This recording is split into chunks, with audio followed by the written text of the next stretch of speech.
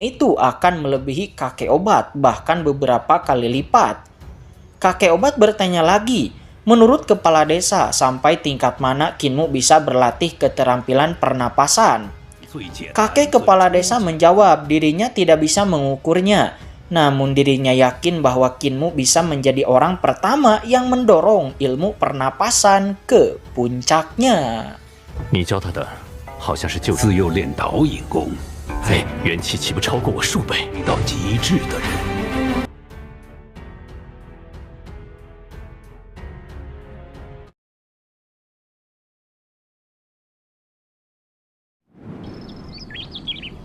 元气也更充足。木儿， Selanjutnya nenek tua yang akan melatih Kinmu. Di sini Kinmu memanggil nenek tua sebagai nenek tua Si. Akan tetapi karena keterampilan nenek tua Si dengan menggunakan jarum, maka kita panggil saja nenek jarum. Menurut Kinmu, nenek jarum adalah nenek yang paling serba bisa. Dia bisa melakukan apa saja seperti menjahit, berdagang, dan yang lainnya. Namun Kinmu juga menyadari bahwa nenek jarum sangatlah misterius. 生婆，有时又变成婆婆，还藏着更神秘的一面。教你一个裁缝真正是一件很特别的衣裳。 Setelah tiba di suatu tempat, nenek jarum membawa Kinmu untuk menangkap hewan rusa. Namun bukan rusanya yang nenek jarum tangkap, melainkan bayangan dari rusa tersebut. Setelah mengunci roh langit dari bayangan rusa itu, yang membuat rusanya tidak bisa bergerak, Kinmu tidak mengerti bagaimana ini bisa terjadi, sehingga nenek jarum menjelaskan bahwa mantra yang benar-benar kuat dapat mempengaruhi tubuh melalui bayangan dan energi vital dapat dikunci.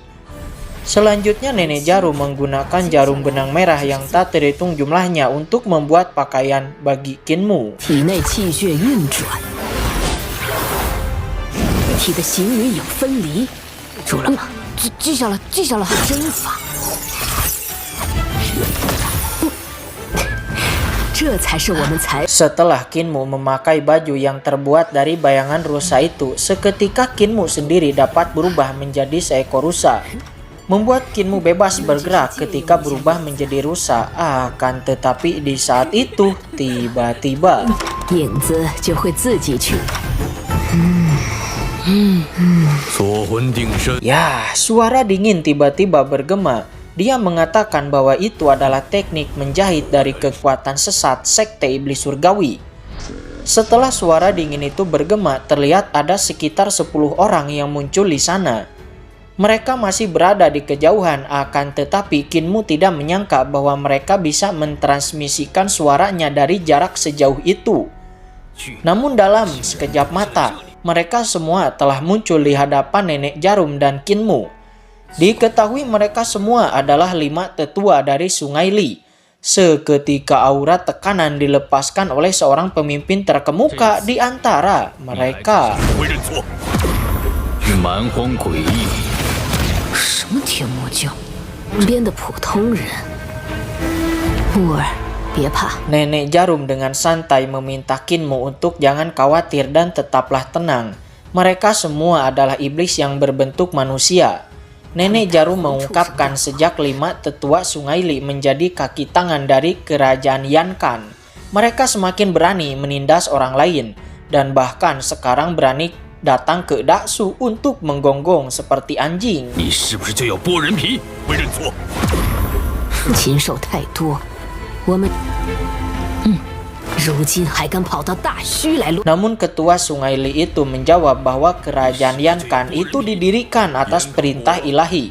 Sedangkan kami sekte Sungai Li, yang merupakan sekte pedang nomor 1 di selatan, membantu kerajaan Yankan itu adalah jalan paling benar dan telah mengikuti kehendak para dewa. Dan perintah sudah dikeluarkan bahwa siapapun yang bertemu kultivator di Daksu yang merupakan tanah yang ditinggalkan para dewa, maka harus dibunuh tanpa ampun. Dan bentrok antar mereka akan terjadi. Namun di sini nenek jarum masih santai. Dia malah meminta Kinmu untuk pergi lari dari sini. 人欲还将邪术传，子不得教那魔秘。老身好久。 5 ketua Sungai Li seketika mengepung Nenek Jarum dari segala arah. Sementara 5 murid dari 5 ketua Sungai Li nampak mengejar Kinmu. Sementara Kinmu terus-menerus dikejar, Nenek Jarum terus-menerus melawan 5 ketua Sungai Li. Dan nampak walaupun dikeroyok oleh 5 orang sekaligus, tetapi Nenek Jarum memiliki kekuatan yang di luar perkiraan mereka, sehingga mereka tidak bisa mengalahkan Nenek Jarum dalam waktu yang singkat. 延康国是奉神谕早已言明，还将邪术传授。你将无子，不得嚣张。 5 murid dari 5 ketua Sungai Li nampak terus-menerus mengejar Kinmu. Di sini Kinmu sepertinya harus secepatnya memberitahu para kakek tua.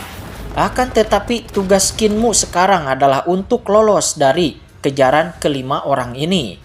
Dan setelah berlari cukup cepat, Kinmu memasuki gerombolan rusa. Mereka terkejut melihat gerombolan rusa yang cukup banyak, dan anak iblis itu telah menyelinap ke kawanan rusa itu. 突围， 好，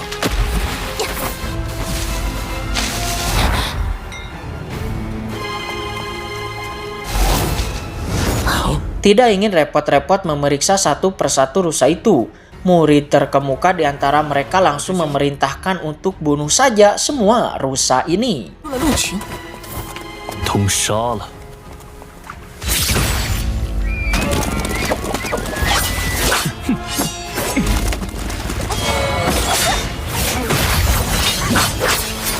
Banyak rusa dibantai oleh mereka. Kinmu yang melihat itu pun sangatlah kesal. Mereka bilang Nenek Jarum adalah iblis, tetapi mereka dengan kejam membunuh rusa-rusa yang tidak bersalah di sini. Kinmu berpikir, siapa iblis yang sebenarnya?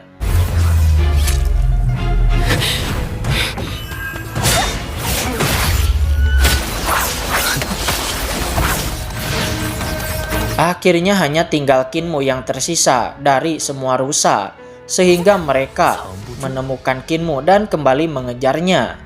Pedang terbang dikendalikan dari kejauhan dan menerjang ke arah Kinmu, membuat Kinmu paham bahwa wanita ini bisa mengendalikan pedang dari jarak yang sangat jauh. Namun Kinmu menyadari bahwa wanita itu menggunakan benang halus untuk mengendalikan pedangnya. 狂操断剑，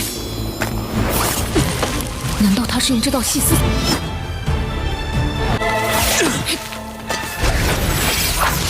Beberapa tebasan-tebasan pedang telah melukai tubuh Kinmu.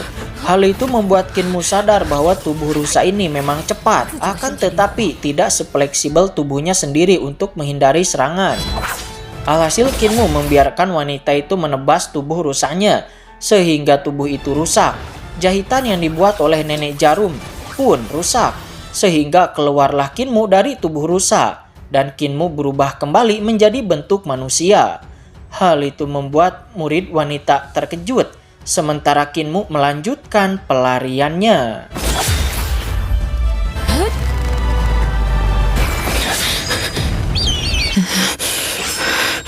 Hampir saja Kinmu tertusuk oleh pedang murid wanita. Untungnya itu hanya berjarak beberapa senti saja. Kinmu pun segera melanjutkan pelariannya lagi. Dan Kinmu melihat ke belakang menyadari bahwa benang yang digunakan murid wanita mengendalikan pedang itu ternyata terbuat dari energi, dan ternyata energi bisa dijadikan benang. Melihat Kinmu yang sangat lincah membuat mereka pun memutuskan untuk menjadikan Kinmu sebagai bahan latihan. 计划4， 弓箭术异常高深。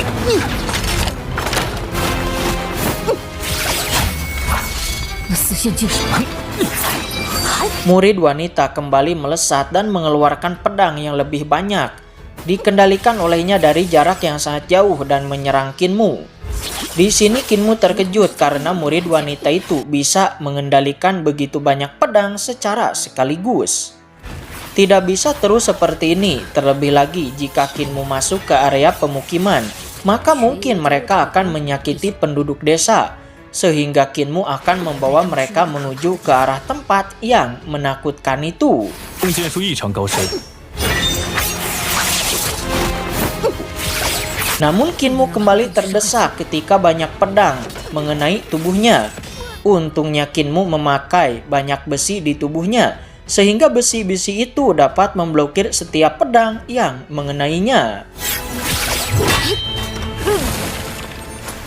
Ternyata ini adalah sesuatu yang diajarkan oleh kakek pandai besi, yang mana sekarang besi-besi yang dipakai oleh Kinmu beratnya total hampir mencapai 50 jin.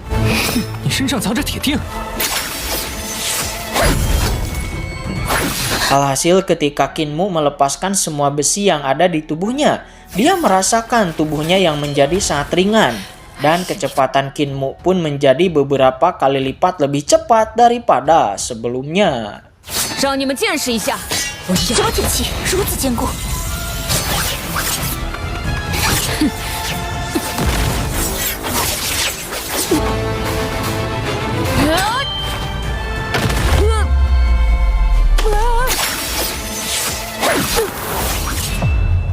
Ketika Kinmu kembali akan dalam bahaya dan pedang itu akan mengenainya, tiba-tiba Kinmu teringat dengan ajaran kakek cepat, yang mana Kinmu tiba-tiba bisa melesat, menginjakan kakinya ke ranting kecil ataupun bahkan ke dedaunan yang kecil yang jatuh, dan menggunakan daun kecil itu sebagai pijakan untuk melesat lebih cepat.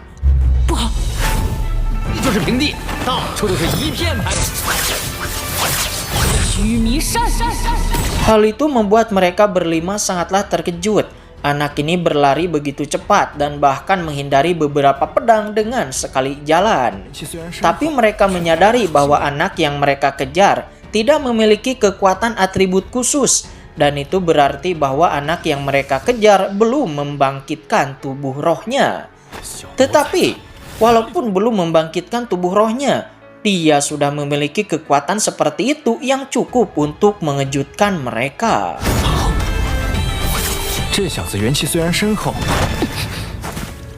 Kinmu akhirnya sampai di tempat yang menakutkan itu. Dia bersembunyi di sana. Sementara kelima murid yang dari tadi mengejarnya juga memasuki lembah itu demi menemukan Kinmu. Namun di persembunyiannya, tiba-tiba mata yang sangat besar terbuka lebar di belakang Kinmu.